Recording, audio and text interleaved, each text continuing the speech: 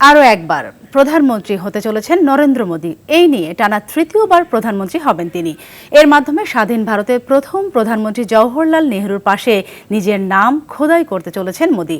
যদিও নেহরুর মতো একক সংখ্যাগরিষ্ঠতা অর্জন করতে ব্যর্থ হয়েছেন। ইমতিয়াজ আহমেদের রিপোর্ট।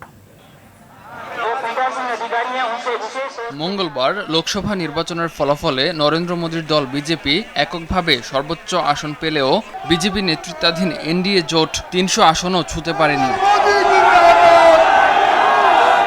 ফলাফলে দেখা যায় টানা এক দশক পর প্রবলভাবে ঘুরে দাঁড়িয়েছে কংগ্রেস নেতৃত্বাধীন ইন্ডিয়া জোট। সরকার গঠন করলেও প্রধানমন্ত্রী হিসেবে নরেন্দ্র মোদীকে এখন থেকে হতে হবে পরমুখাপেক্ষী। তার ঘাড়ে প্রতিনিয়তই শ্বাস ফেলবে বিরোধী ইন্ডিয়া জোট।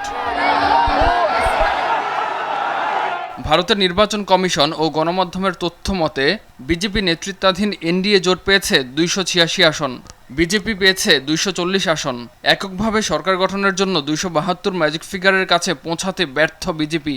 তাই সরকার গড়তে হলে বিজেপিকে নির্ভর করতে হবে প্রধানত দুই শরিক নীতিশ কুমারের জেডিইউ ও অন্ধ্রপ্রদেশের চন্দ্রবাবু নাইডুর দল তেলুগু দেশম পার্টির উপর।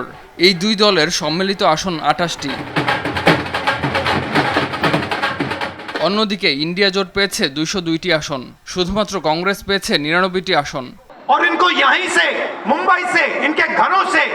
এই ফলাফলে কংগ্রেস স্বভাবতই উৎফুল্ল। মঙ্গলবার এক সংবাদ সম্মেলনে কংগ্রেসের তরফে বলা হয়, এই ফল প্রধানমন্ত্রী নরেন্দ্র মোদীর রাজনৈতিক ও নৈতিক পরাজয়। গোটা নির্বাচনটায় বিজেপি লড়েছিল মোদীর নামে, যাবতীয় গ্যারান্টিও দিয়েছিলেন মোদী। এটা ছিল তার পক্ষে অথবা বিপক্ষের গণভোট। জনগণ রায় দিয়েছে মোদীর বিরুদ্ধে। ইমতিয়াজ আহমেদ, RTV।